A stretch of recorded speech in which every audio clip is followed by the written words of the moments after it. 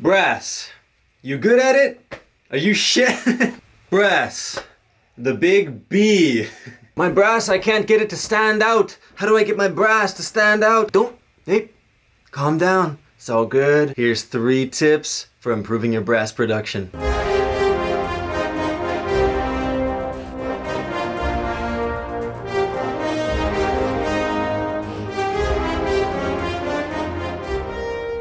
Tip number 1, the frequencies. Brass generally has 2 important frequency ranges. The first one being the high frequencies.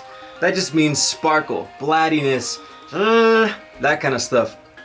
And then there's a frequency range somewhere in the low mids where you actually hear the note that the brass is playing itself.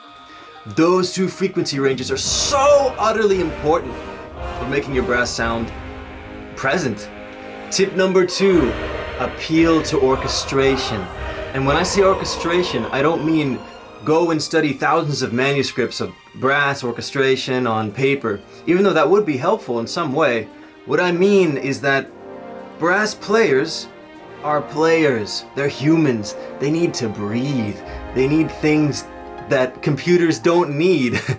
And because of that, you have to think about that. I've recorded my own breathing sounds and have put it over brass. I know people like Hans Zimmer will record chair squeaking sounds and really try to emulate the environment of a real recording studio. Number 3, the most important thing, in my opinion, the attack and release of each brass note. Giant robots. Think about giant robots right now. Giant robots? Yeah, giant robots. So let's say you're an animator in the Transformers movie campaign, and you have to animate these gigantic robots fighting and moving around, falling down. And these robots, if you notice in the movies, will move super slow in some sort of way. And this is because robots have weight, especially when they're 50 feet tall or higher. And you know what? It's no different for brass. You need to impart weight into the sound of your brass, into the sound of each note. Each note has to feel like there's some effort in the player because it's hard. You have to use your lungs to make brass sound. So how can we incorporate weight into brass? Attack and release. Quick disclaimer, I'm focusing mainly on middle range to higher sounding brass, which is the most common you'll find in most pieces. But these rules still apply for low brass and even high brass as well. I hear way too many beginners tracks that sound like it's all way too connected. It's impossible to play in real life, and it sounds like the brass is just taking over everything and creating this bed over the entire sound space of the track. That's not what you want. What you want is the brass to be organic. It has to sound like it's living and breathing and constantly moving, but consistently moving too in its own right. And so I rarely ever start off each note in my brass with full attack. I will usually soften it with the mod wheel and then curve a release around the end of each note. And it makes a world of difference. And if you don't believe me, I'm gonna show you right now. Let's go. Hey y'all, welcome to the timeline. We're gonna be making a little horn line how I see most beginners try to do it, and then we're gonna be improving it as we go along. So I have here a combination of trailer brass and Caspian brass as my principal brass libraries, in fact. And here we go.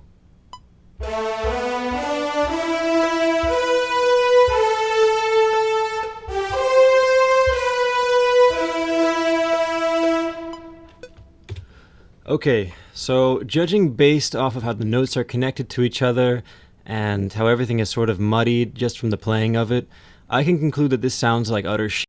But we're going to improve that right now. Let's go in. The first thing I look at is the gaps between notes. We want to make these a little more spaced out in between, just to give them a bit of breath. I'm thinking in the musician in my mind.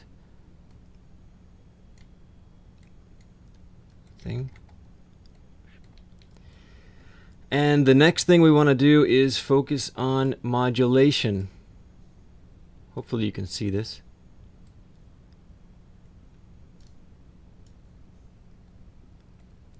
Notice how right here I'm making little dips in the attack. Just like that. Up again. Just like this.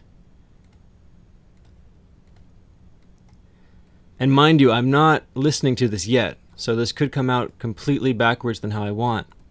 But I just want to see if, purely from the forms, I can create a more realistic effect.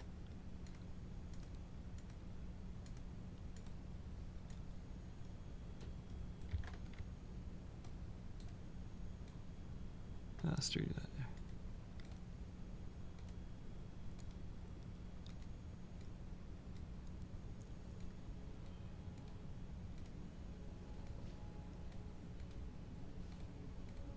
Here we go. And let's see how this sounds.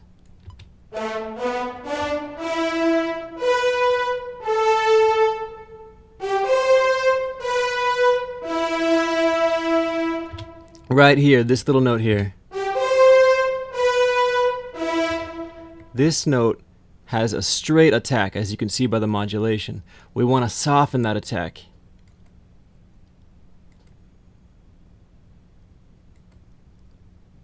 And the attack of this note following it. Maybe dip that down a little bit more.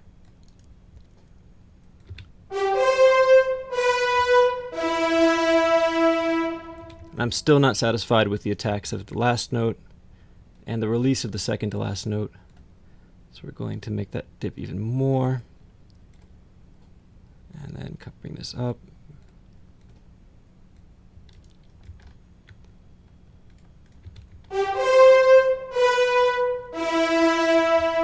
Still not satisfied.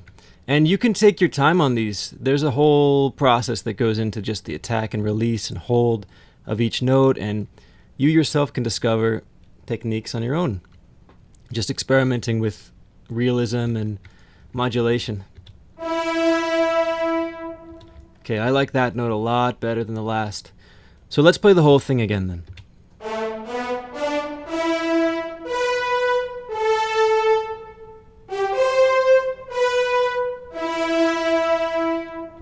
This middle note here is a little too boring because it sort of just stops.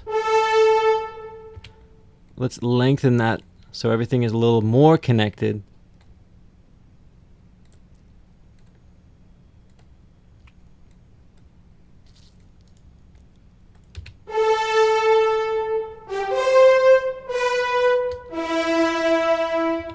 And let's clean up this modulation here. Delete that. And let's do it.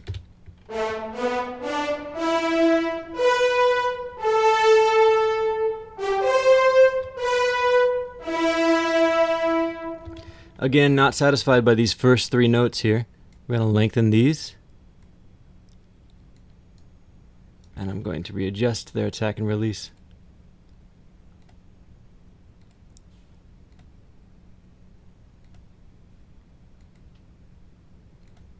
Purely triangle some of these notes, but others I'm dipping down gradually, like this one here. And this is just from years and years of doing this, and you kind of develop a sense for it.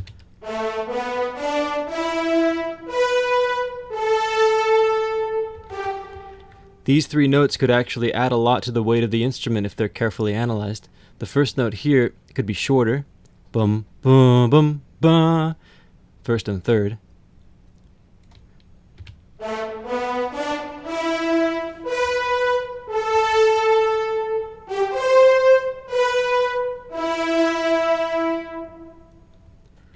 And there you have it.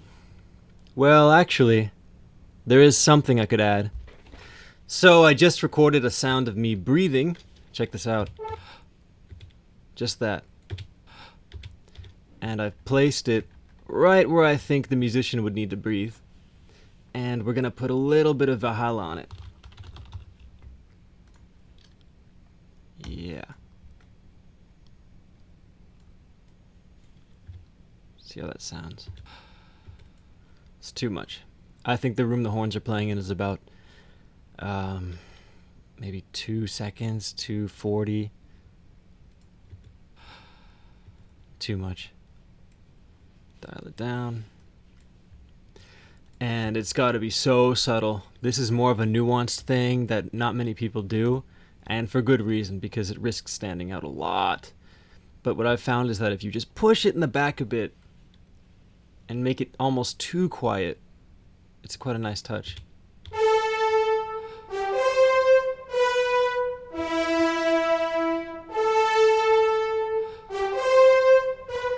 Maybe this note is in the way of the breath. Right here. Let's get that out of the way. We'll play this.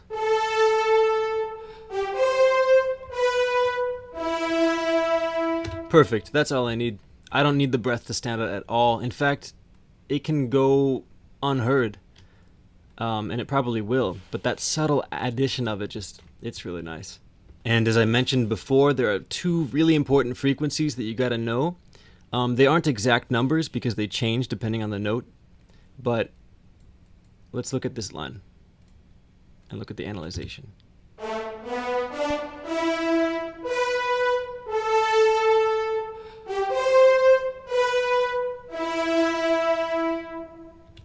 Okay, I'm going to go ahead and loop this because Cubase decides to, for some reason, to close the window.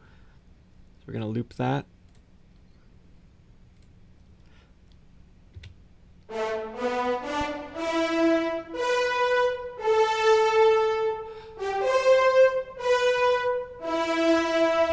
So those two frequencies are going to be around here, probably just around where 2K begins to start to lift off, and 2K to 20K, or around there. And I know this is a scary picture to look at if you're used to equalizing, but trust me, it needs it. And then the lower mid frequencies where you actually see the note happening. Right here. I'm going to boost that a little bit. Maybe not as much here. Let's move it back to... Let's move this back to 4 and see how that sounds.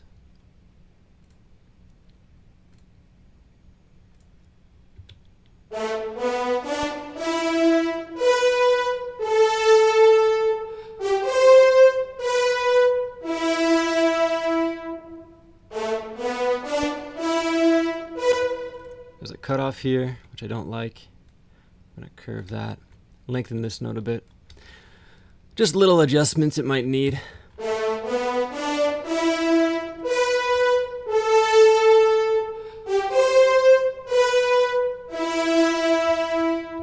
Lengthen here. Yeah, there's a lot that you can do, and I could go on for hours doing this.